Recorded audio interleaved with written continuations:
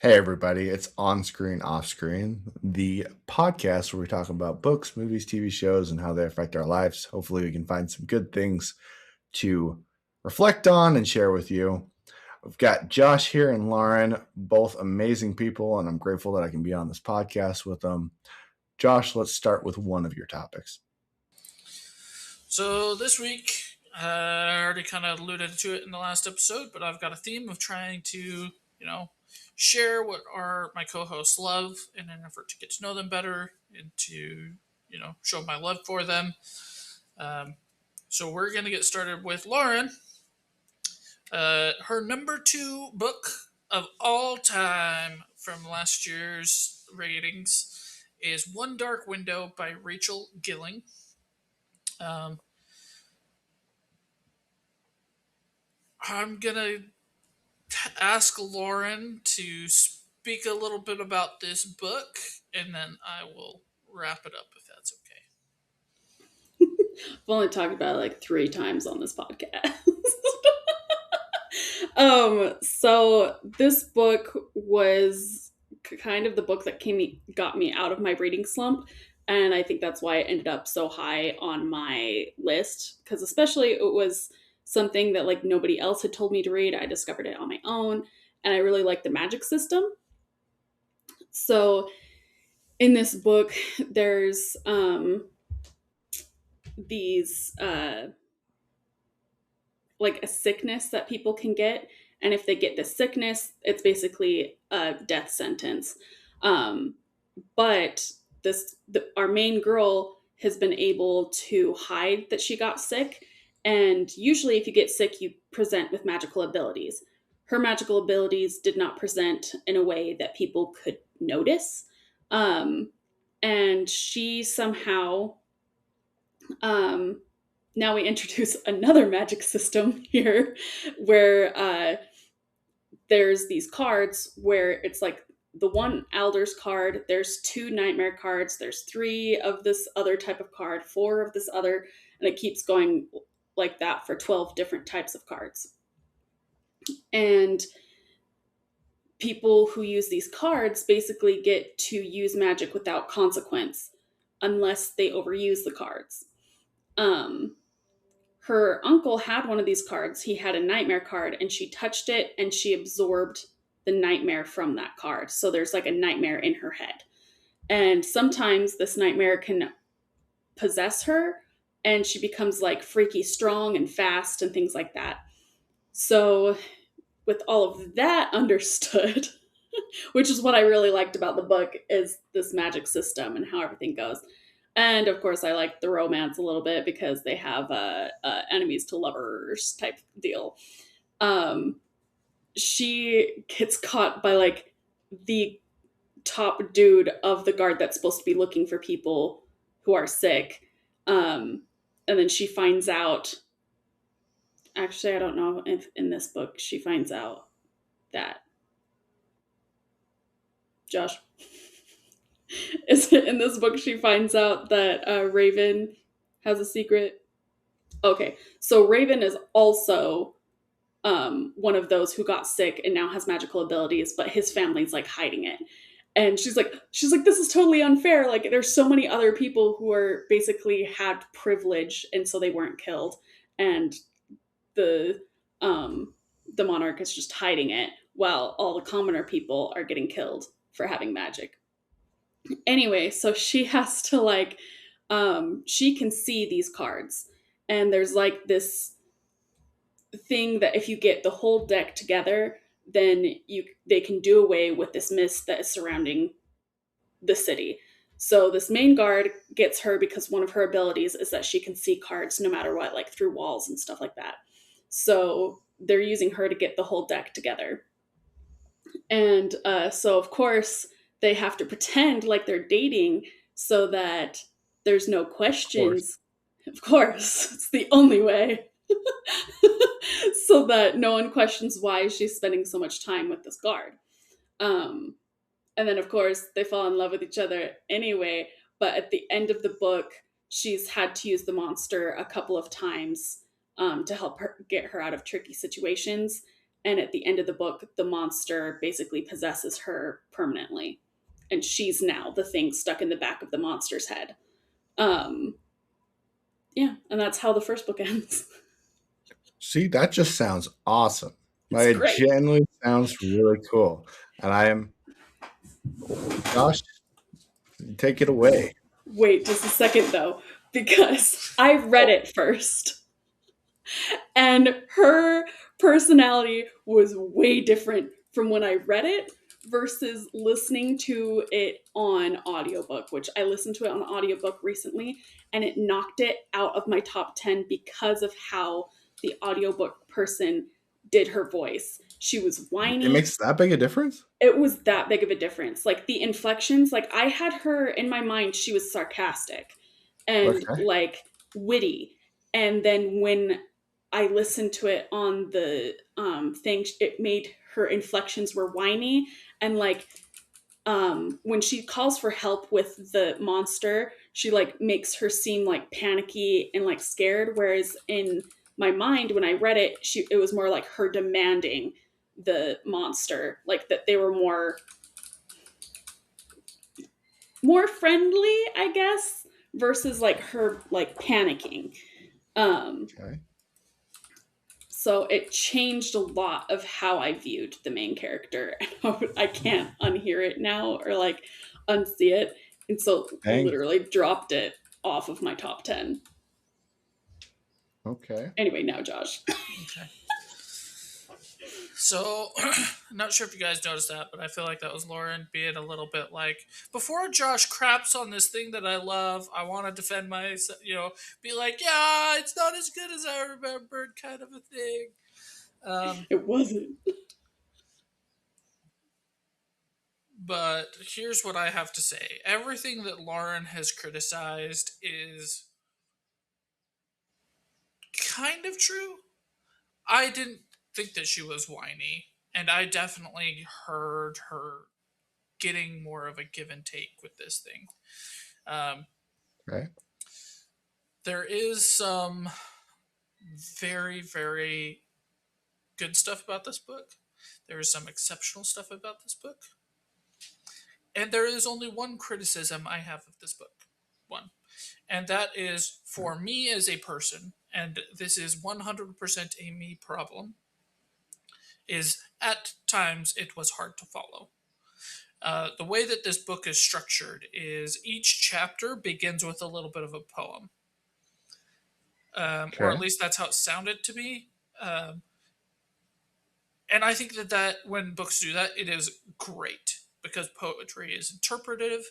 It gets me more involved because I'm trying to understand the poem and how it impacts the chapter that I'm reading or the chapter that I just read. It gets me to think more about what I'm reading, which I view as a good thing. Okay. The hard part is our main character's ability is to absorb the magic from the magic cards. Mm-hmm. And she figures this out because she touches a nightmare card. And so she absorbs a nightmare that now lives inside her. Mm-hmm. The nightmare also speaks in poetry or in indirect ways. Like riddles. Like riddles, hard to understand things, rarely gives a direct answer.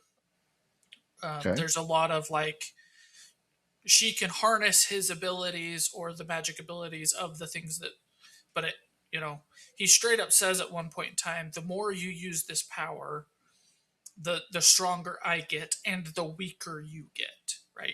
He tells her that, right? And that's where I think the brilliance of this book lies. Okay. It is an extraordinarily effective way I personally found to represent trauma, PTSD, and depression all into one cohesive little ball.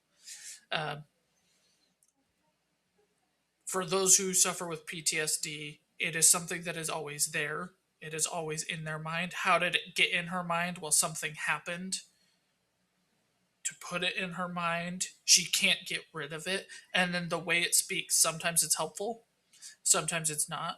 Usually it's self-destructive. usually it's an intrusive thought, and the idea of letting the intrusive thoughts win, weakening yourself to make the intrusive thoughts even stronger, is something that is 100% true with depression, right? The more we feed those thoughts, the stronger they get, the weaker we are at fighting them off, and it just perpetuates, right? It's a snowball. It gets bigger and bigger and harder and harder and harder and harder as we go on.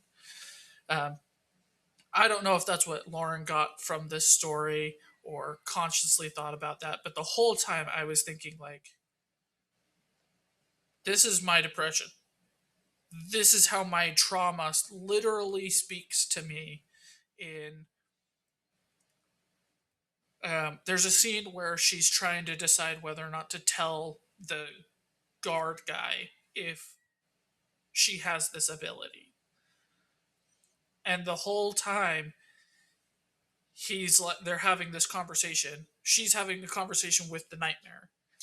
She's having a conversation with the guard, and the nightmare is literally saying, "Tell him, watch how fast he leaves you.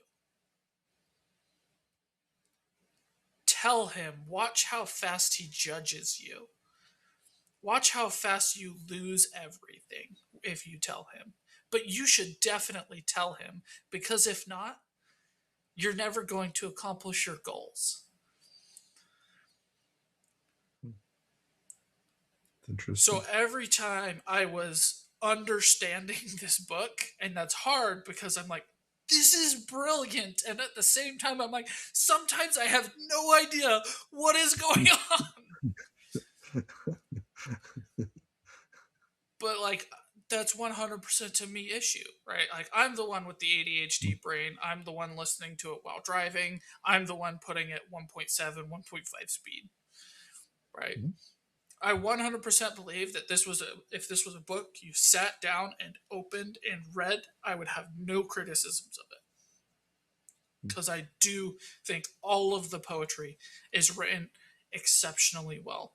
I think all of the writing and the story and the plot and the magic system, while I think has some issues, like I still don't fully understand how it works. I know that there are magic cards. I don't fully understand why there just don't make more magic cards. Um, I have the answer for that. I know it's in book 2. I looked it up. Oh, is it in book 2? Yeah, I it's in think they book 2. they describe it at the very beginning of how they came to be. There is a little bit of like, hey, it came from the Forgotten King or whatever he's called. He created them, but it doesn't necessarily say why he's the only one who was able to do it or all that kind of stuff. We figure out who the nightmare is, which also alludes to some of the details. But like I said, there were times where I was just like, I have to re-listen to this part like 7 times so I can try and make sense of it. And at the end of it, I still have to go, okay, like, piece this. How does this fit in? How did we get to What this does this location? mean? It's kind of like 9 hours, and they go to like 120 different locations. So there's a lot of bouncing around and like, okay, where are we at? And that's 100% of me issue. But Lauren, I think that this should absolutely be on your top 10 list. I get that the audiobook may drop it a little bit, but this is brilliant. This is exceptional. And we've talked about, like, for you, how what's the Thunderbolts represented Mm-hmm. something so well for you. I think this is just the best representation of PTSD and trauma I personally have ever read, in the way that it's always there. It's represented by a nightmare that she trusts for most of the book. And like, a lot of books do a really good job, a lot of movies do a really good job of certain elements of those things, but I've never seen it come whole piece. Like, something happens, something bad happens, she gets the disease by touching her uncle's card, and then all of these things spiral out of control, and she keeps feeding it and feeding it, and it gets bigger and more stronger and stronger and stronger. And it's like, I've never seen them all kind of piece together wholly like that in such an extraordinary way. Last time you rated this book, I think you would have given it a 10. I'm giving it like a 9.5. Conlon, I think that Oh, you would read this book and find a lot of the same things that I'm seeing. And I think you should absolutely read this because it is exceptional. okay. This sounds super interesting, guys. Like super interesting. I would say Would you, don't listen to it, but read it. But you yeah, s- you it's would say actually read it? yeah. Yeah, read it. Yeah, because I want to see. Yeah, read it because I. It really bothered me a lot how the reader did her voice because I had her being a lot more snarky and sarcastic in my head. But Yeah, tone is And it kind of everything. just I scared think her. the way it's Did it? written is that way. Did it? Did the narration hurt any of the other characters, or just the main All of girl? them. All of them are hurt. Yeah, the narrator just isn't a good one. It's not a narrator that I listened to and was like, oh, I'm so bored. They're so monotone all this time. But I was sitting there like, she's speaking poetry like it's talking about a basketball game or something very calm and chill. And like, I don't think she put any yeah, inflection on anything. I did not like the monster's Tone. voice that she Yeah. had. It was very bad. So, yeah, I I will say this. I will keep the book on my top 10. The audiobook is nowhere near. Totally fine. I'm totally good with that. I will agree with that even. But Okay, yeah. cool. 9.5. It's pretty. I'll try it. I'm gonna give it a shot. I'll literally add it on Libby right after this. But okay, I might buy it. Cool. Let's go to Lauren's next topic, which, if somebody's watched the first episode, is not surprising. Yeah. We got Noah Khan's album part 2. So we're starting off with Dashboard, which is also another really good one. This one I basically wrote down most of the lyrics, or at least the chorus. So it says, "Look at you go, crossing state lines with your shadow, trying to run away, change your zip code. Turns out you're still an a-hole." I'm keeping it G for everybody. um, it ain't our fault that you aren't somebody else because you worked on yourself, got a dog. You're an a-hole after all. And it's like, so I think that my family probably views me. Yeah. There's a lot of times that I've been like listening to this album and I just turn to my dog and I'm like, ah! I'm like, how does he know? Because yeah, there's like a good chunk, like 5 years of my life that I didn't talk to anybody in my family. I got a dog, I moved away, didn't talk to anybody.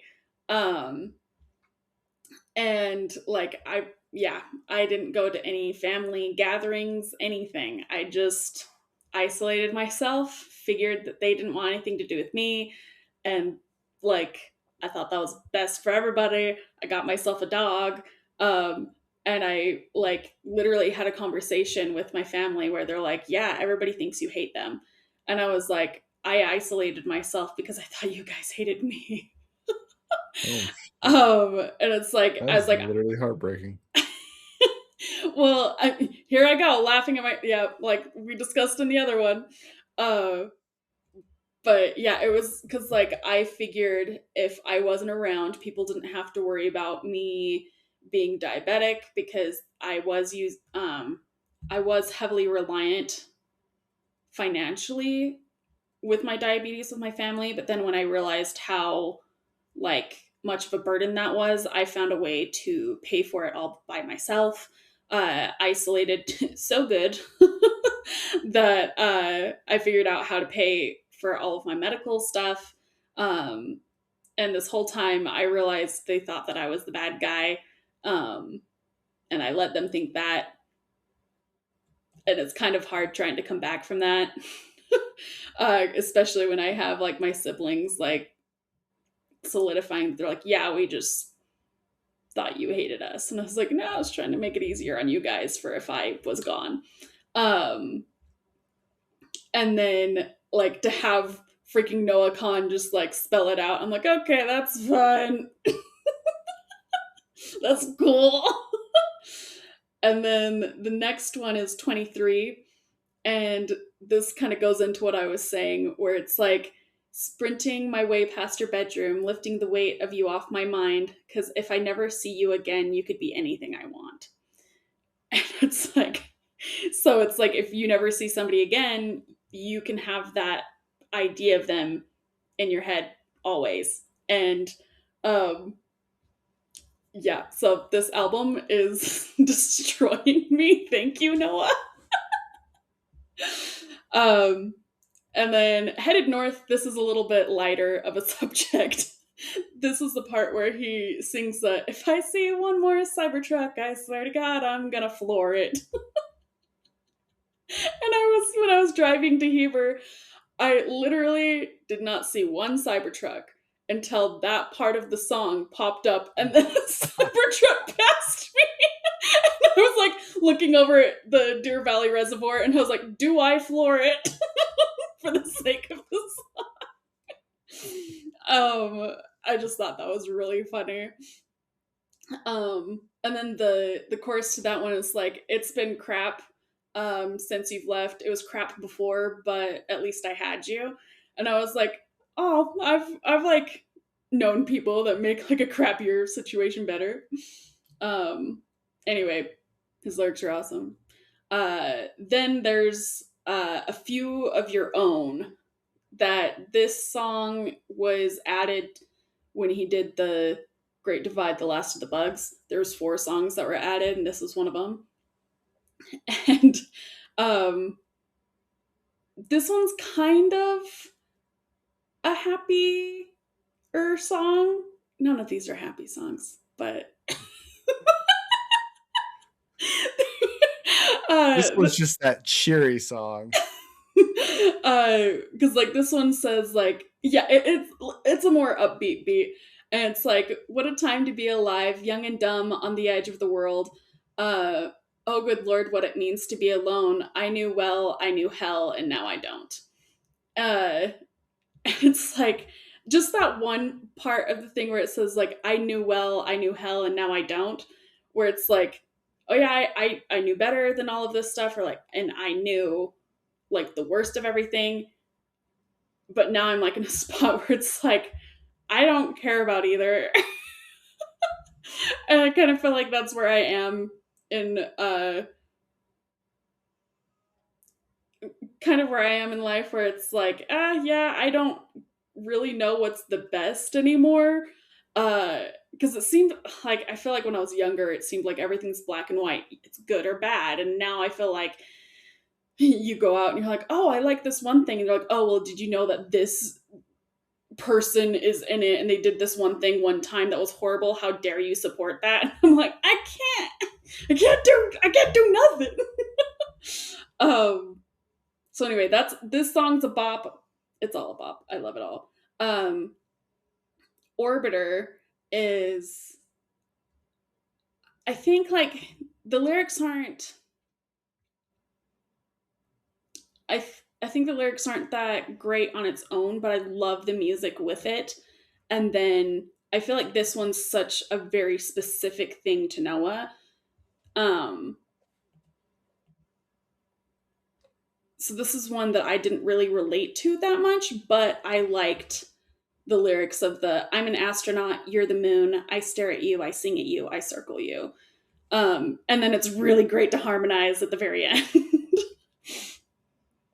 And then Cold Water is not on this album, but I thought it kept popping up with everything else. And at least this one has a live version that I can go listen to. But these lyrics say, if love was contagious, I might be immune to it. Pain's just like cold water, your mind just gets used to it. And it's like, dang. No, That's I'm a good glad you're one. married and happy now, but goodness. Ow. Um, and then we come to my favorite song on the album, which is the last one.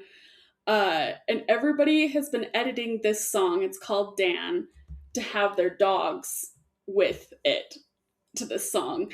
And so whenever it pops up, I just start crying and holding my dog. Because it starts off, the chorus says, because I'm with my best friend Dan now camping on the county line. We're so alone most of the time. Most of the time we don't have anyone. Where do we go when you die? I wouldn't mind right here. I wouldn't mind at all.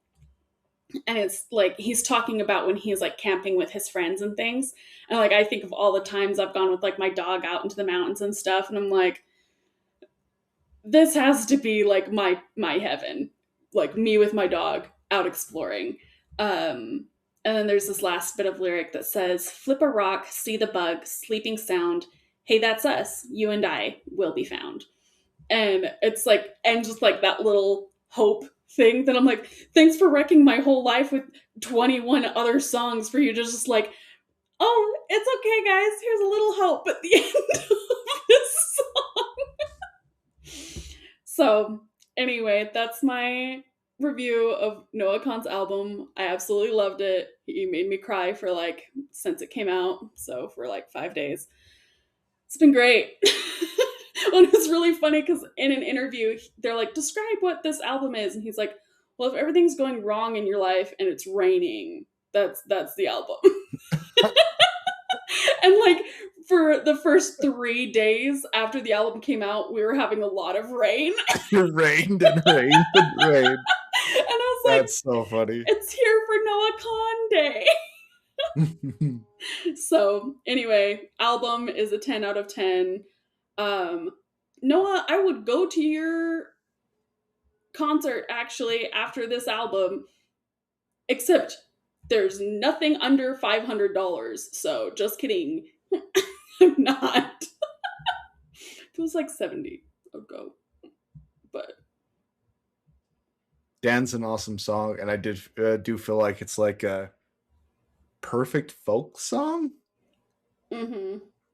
Like Yeah. I'm a big national parks fan, and this one had a kind of national park sort of vibe, and I just feel like I could listen to this while sitting in a hammock, and it'd be perfect. Yeah, Literally perfect. It definitely gives like that feeling of like going on a road trip or sitting camping.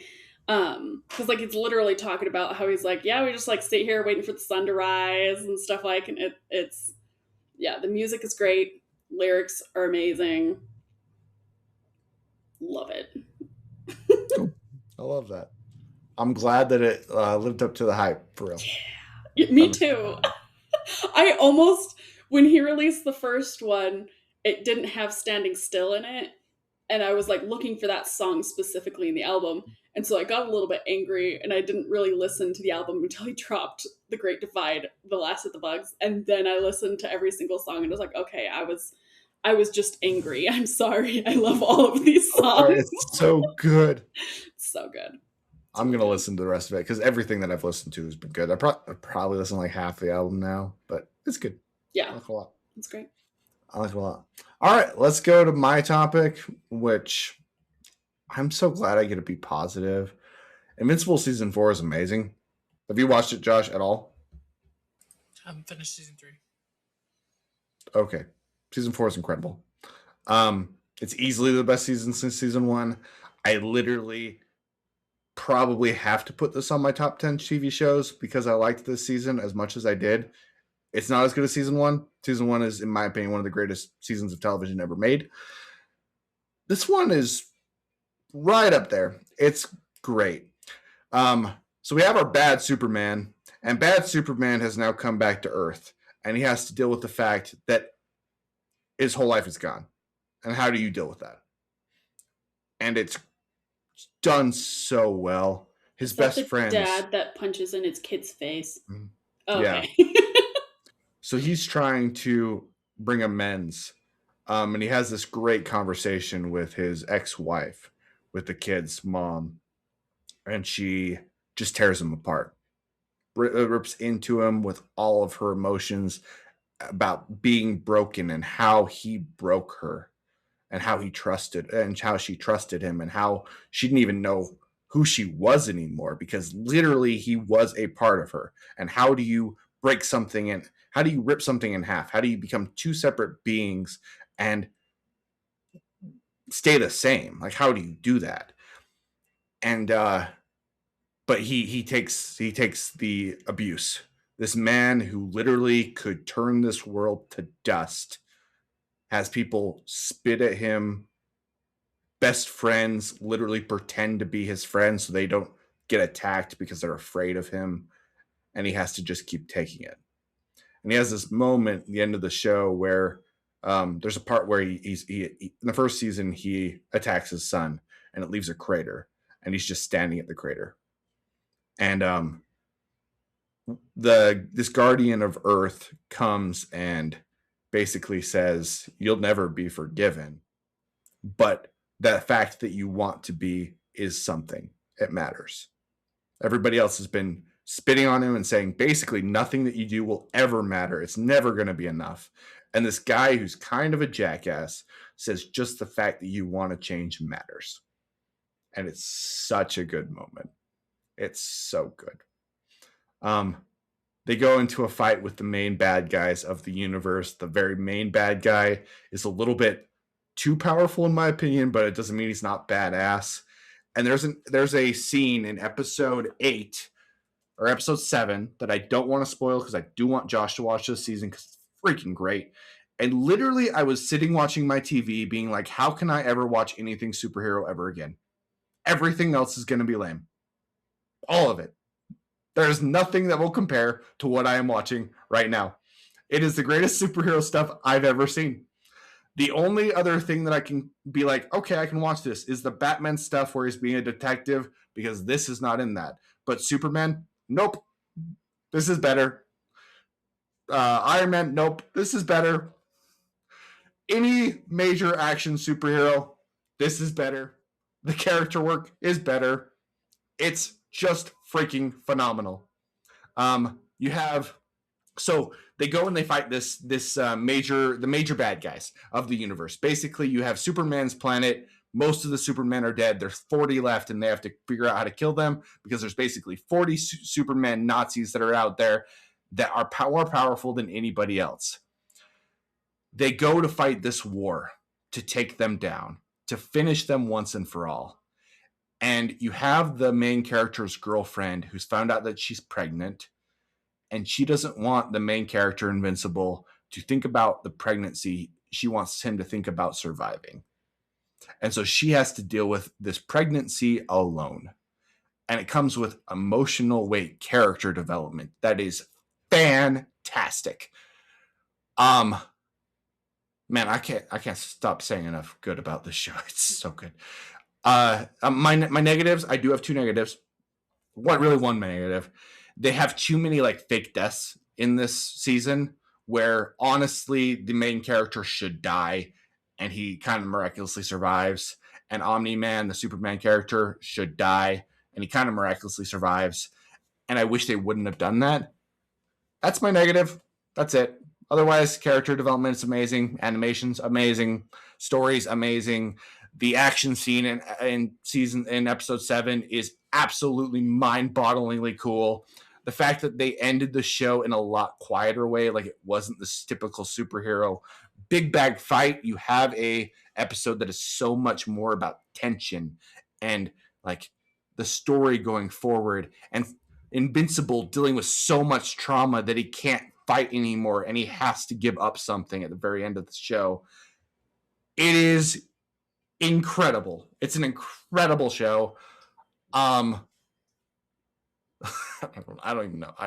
Josh, you should watch it. I know you haven't finished season 3. Season 2 and 3 were not as good. Still like them. Season 4 is fantastic, and you should absolutely watch it. What was your rating of season? Season 4 is a 9.5. Like the fake out deaths are really they're not great.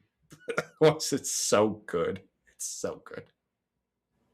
It's interesting because I see in your notes that it was made by the same studio as The Boys, which I had no idea. Um, Yeah, yeah, and The Boys sucks. They're both about evil Superman. How in the world did they? It doesn't make sense. The Boys is terrible. This is incredible. I don't. I watched the first season of The Boys. I liked the first season. It falls apart extremely quickly. Um, and it becomes kind of like nonsense to keep the evil Superman as the head for a long time. There's no nuance to the characters. It's just dumb. This is great. it sounds like interesting. Like the part where you were saying the guy's like, it's good that you want to change, but like they're gonna hate you no matter what. It's insane. This is a spoiler, but she thinks that Mark Invincible, the girlfriend of our main character, thinks that Mark Invincible left, and she's scared and she's alone, and her powers aren't working while she's pregnant. She decides to get an abortion, and there's this scene where Mark has been dealing with major post-traumatic stress. He keeps seeing his family members die like right in front of him. He's going through actual psychotic breaks, and trying to hold it together because he has to. Because there's literally a group of evil Supermen out there that could destroy the planet at any time, could literally kill his family. And she admits that she went through this abortion, and he just starts breaking down crying, and he's like, I'm sorry I couldn't protect you. I'm sorry I left you alone. And it literally like made me emotional. It was so the voice work of that scene was perfect. It was perfect. Yeah, there's like they have some good voice actors on this show. There's like, and I think it's interesting because we keep talking about this utopia thing where it's like, are they going to make it bigger, or is it more of a shift on what the stakes are? And it sounds like you have a little bit of like, it is stakes are bigger on a galactic level or whatever, but it seems like they're also doing a really good job of shifting personal stakes, which is Well, just kiss. they do a really good job of having the personal stakes be what propels the story and makes the bigger stakes worth exploring, I think is a good way of putting it. Because Mm. Invincible the entire time is flashing back to like his mom dying or his girlfriend dying or his best friend growing up dying, and he fights harder and he punches again and again and again, even though honestly something inside of him is just broken. But he has no other choice. There's nobody else that has the strength to be able to fight these guys. He is literally the only person that can do it. And so he deals with almost dying over and over again because he is the only option. It has to be him. And the weight of it has of there is nobody else is just great. It's great story. It's great writing. Yeah, I this will probably I don't see any reason why this won't show up as my one of my top tens for next year. It wasn't there. It fell off with 2 and 3, but it's just so good. It's just so good. Anyway, let's move on to our next topic. Josh, what do we got for your second topic? So for my next topic, I listened to the book Artemis by Andy Weir. Okay. This is his first book that he wrote. Um, I knew it was based on the moon, given that his previous books were a guy alone in space on Mars and a guy alone in space in another solar system. I assumed it was a guy alone in space on the moon. However, it's a girl.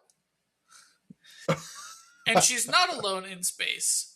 She actually lives in this city on the moon.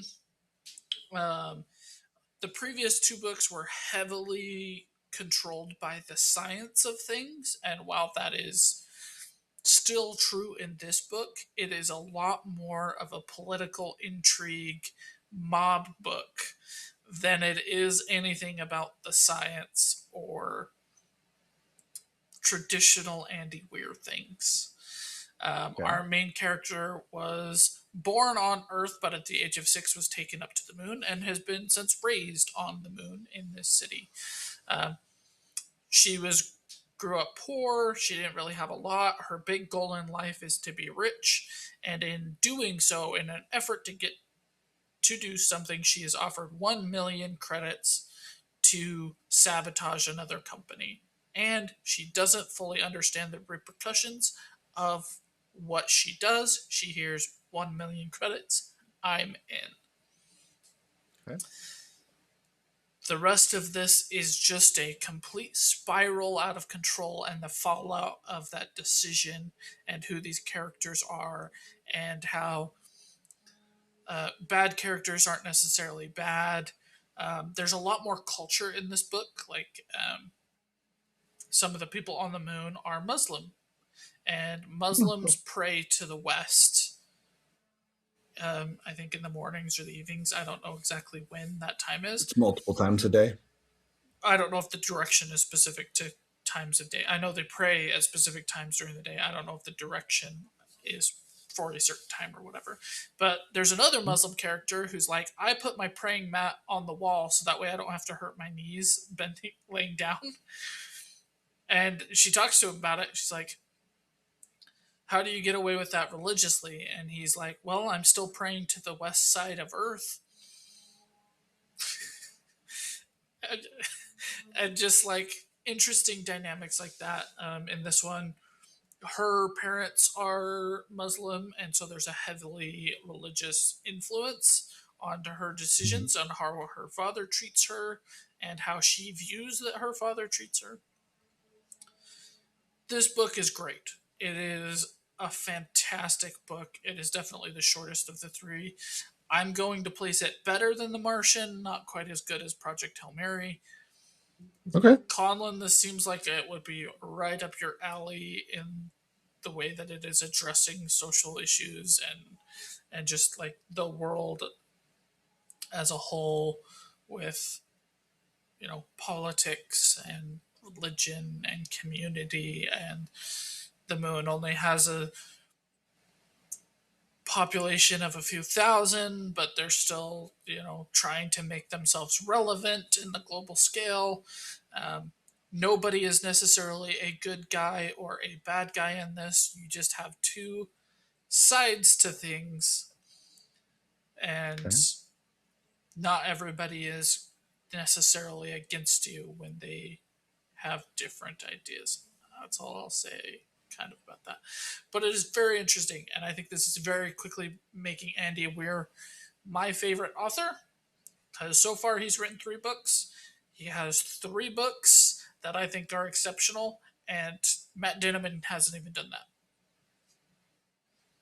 You don't think he has 3. 3? He has 3, but Andy Weir is hitting 1,000, and Matt Dinniman has Kaiju, and the other book that also sucks. And it's like, well, Matt Dinniman's really good at writing Dungeon Crawler Carl, but everything else I've tried with Matt Dinniman, I haven't Not liked. great. This one, That's fair. completely unexpected, completely different tone, completely different approach to his other 2 books, and I still loved it. Cool. I like that a lot. Interesting. So, what was your rating on this one? So let's see. I gave The Martian an 8.77. I gave Project Hail Mary a 9.9. I'm gonna give this like an 8.9. So a little better than The Martian, not quite as good as Project Hail Mary. Sweet. I will have to check it out. And hopefully, do you think this one would convert to a movie as well as the? It would convert to a movie I know easier than the other 2. Okay. Because it's not about the science. It's not about the discovery. It is political intrigue and mobs and gangs and moral dilemmas. So this one is like straight up like it kind of already is a movie in the way that like we've already done this a lot. it would be on the moon. And that's about it. That's about it. Yeah. Okay. That's Cool. That's well written. That It's sounds enjoyable. absolutely awesome, actually. I would love to read this. Cool. Let's go on to our shared topic, guys. We have got Anaconda, and this was Lauren's pick. So, what did you think about Anaconda? Oh, the 2026 version. Yeah, with Jack Black. Um, I enjoyed it. Um, I did not think that it was going to be a serious thing. I knew it was going to be something slapstick. Um, so anybody who hasn't watched this, it's these friends that were making movies together. One of them lies and says that he has the contract for the Anaconda series, and so they need to go to Brazil and film like the new Anaconda. Uh, and so they go, they're like making it on a very small budget. They get this guy who has a pet snake to try to be their anaconda, but Paul Rudd's character's scared of it and accidentally throws it into the water and it gets spliced up by their boat. So, um, but then they end up living out the actual anaconda thing where there's this huge snake terrorizing them. And then there's also, the friends realize that he didn't actually have the rights to film the Anaconda movie because Sony has an actual film crew going out and they're making the new Anaconda. And they end up getting killed by the Anaconda. It's like it's very not surprising with any of its plots. Like there's also this other thing going on of like these gold miners that get caught up in this. Anyway, they end up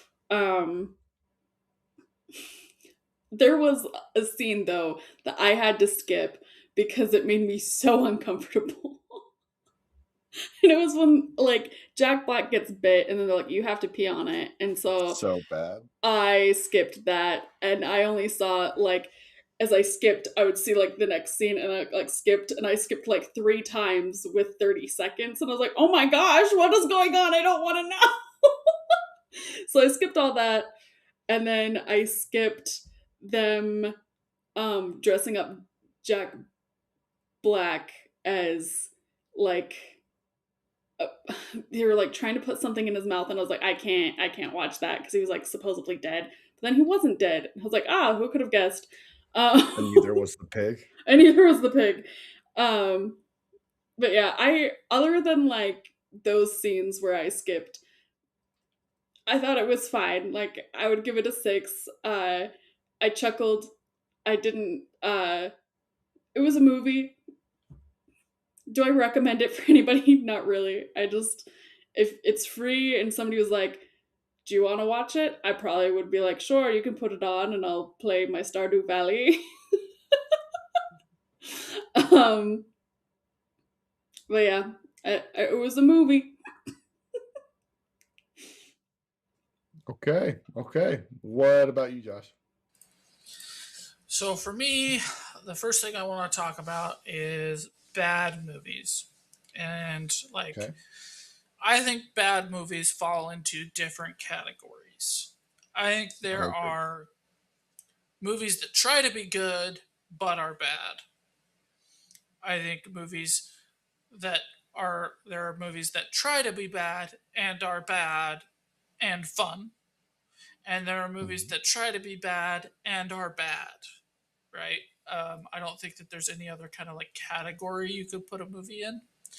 Um, I'm going to place this one squarely in the tries to be bad and is bad. Um, there was a moment that I thought like, hey, Jack Black and Paul Rudd, they're pulling this movie through to be where it can be kind of fun, even though it's bad. And then they just like don't, and it becomes really repetitive. And I was like, this movie just sucks. I didn't finish this movie. I didn't get to the peeing scene. I was just straight up like, I am so uninterested in this movie. I'm done with it. And then I was like, it's a shared topic. I will continue watching it. And then I was like, no, I still don't like this movie. I'm done with it. And turned it off a second time, which is rare. I think Jack Black in particular is really good at making bad movies kind of fun, right? He does School of Rock, which I think is just objectively a bad movie, but he makes it fun. He does the Peter Jackson God or King Kong, and it's not good, and it gets a lot of hate, but like he's the best part of it. And I feel like he didn't even care about this movie. Um, I feel like this is a movie for those who had watched the original, and I am not one of those people. If the original was a movie where they were also trying to make a movie about a snake anaconda, then I think, man, there's probably so many references in this. They're probably hitting it home. If the original Anaconda is a serious movie about snakes that is bad, and this is just making fun of that, this is just a bad movie that is bad and is for no one. But I haven't seen the original Anaconda. I have no desire to see the original Anaconda. I don't know if that is the plot of the original Anaconda.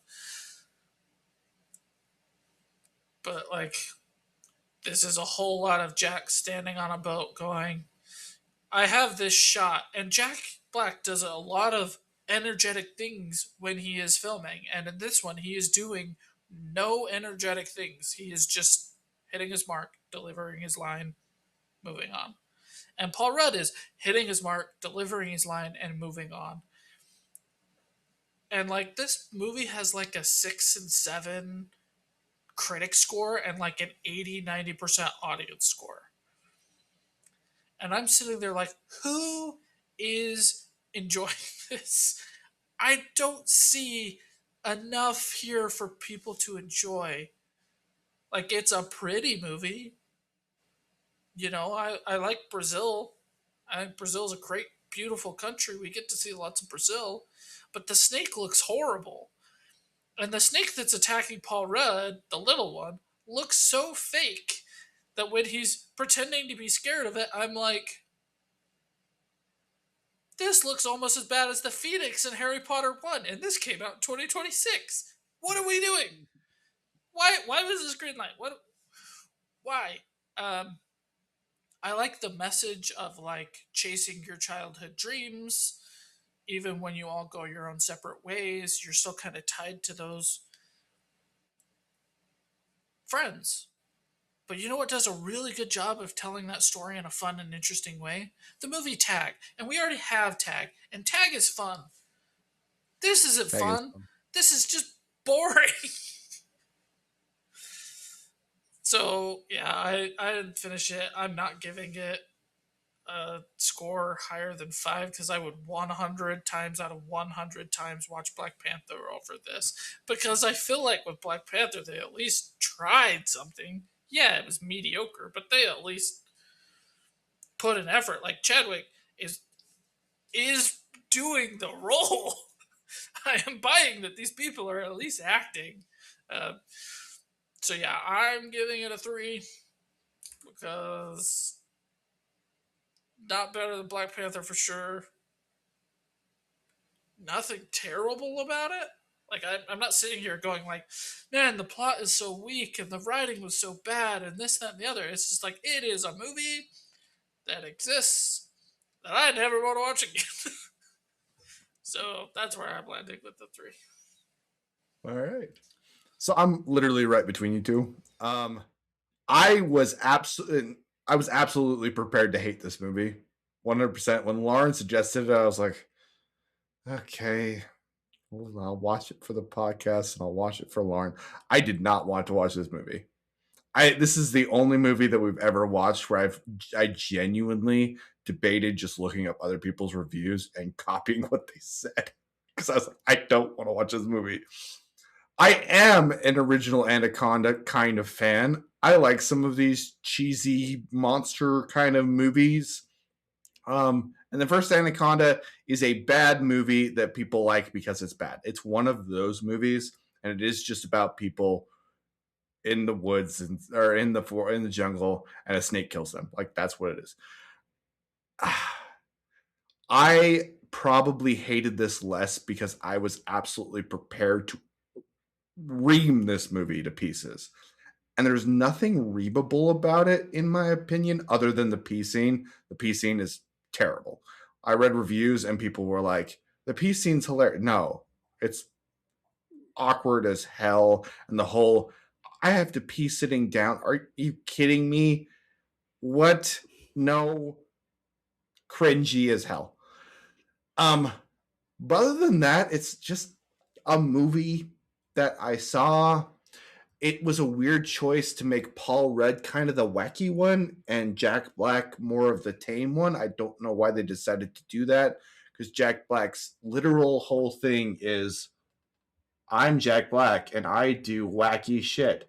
Like that is his stick 100%. That is what he does. And in this one, he's the guy who's kind of the voice of reason, which is not a choice that you should make when you have Jack Black in your movie. If producers ever watch this, don't do that.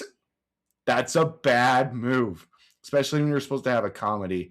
The romance between Paul Rudd and I don't even know how to say her name, Thidwa, I don't know. The character's name is Claire. Is not a great romance. It's like the most surface level thing I've ever seen in my life. The snake doesn't look good, but I don't think it's as bad as Josh says. It's not good, but it's not terrible. It's just kind of like, hey, there's some CGI. And kind of that's a good explanation of this movie. Hey, there's a movie. Okay. And it's not horrible. I really didn't hate it. I even had kind of a decent time because it was so much better than I expected. Like, so I can't explain how much better this was than I thought it was going to be. I thought it would be literally an hour and a half of hell. And for me, I was like, okay, that was an hour and a half of a movie. And I'm very, very happy that that was an hour and a half of a movie versus an hour and a half of what I thought would be like, for me, Talladega Nights, which I absolutely despise that movie. I thought it would be like that. Or Nacho Libre. I hate Nacho Libre. I hate Nacho Libre, and I was gonna be like, oh, I have to watch something like Nacho for an hour. And it wasn't that. Thank the heavens above. It was not that. This isn't a great movie. I don't think it's worth your time. It is not something that I will recommend. I am giving it a 4.5 because I would just barely choose Black Panther over this. Wasn't terrible. That's my review of Anaconda. Guys, next week we are going to be watching Summit of the Gods. I've always been interested in mountain climbing, extreme mountaineers, and this movie is about mountain climbing. It's about somebody who climbs Everest to save a missing climber. And I think that sounds super cool. You should watch it with us. Like, subscribe, all that good stuff, and keep making your tomorrows better than today. We appreciate you. See ya.